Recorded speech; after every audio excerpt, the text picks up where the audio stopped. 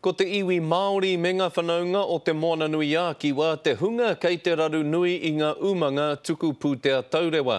Nā kona no hoki te tautoko a te rōpūtoranga pū Māori i te whakaaro kia aromata waia aua umanga.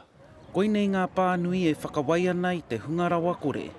Engari kua puta te whakatūpato a te minitatau hoko. There are still those who are preying on the unwary in this area, and I'm signalling to them yesterday and today that their days are numbered. Hei tā Simon Power, kua tai mai te wā me kōrero pono ngā pioke tuku pūtea taurewa, mo ngā utu katoa kai muri i te pūtea e huna ana. Having the true cost of borrowing obscured or not made clear is not acceptable. Kai te kōrero te minita mo te hua moni ka ara mai i taua pūtea taurewa.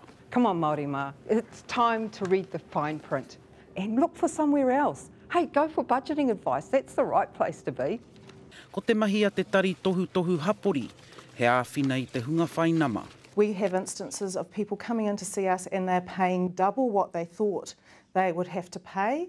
Koinei te take kua kitea nei ngā Māori pēnei a Erana Hemmingson, kua piki rawa atu tēnā mā. E hia tau i noho ahau ki te utu i ngā tangata whai rawa mō ngā mea e hihia nā ahau ko te nuinga he mutika.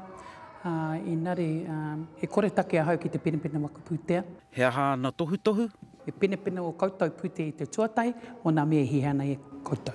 Hei te marama o here turi kōka, kai te whakaara ki te kāwanatanga he hui ki te tonga o tāmaki, ki te aukati i tēnei mahi tāmi i te hunga pōhara. Ngā huia Wade, te karere.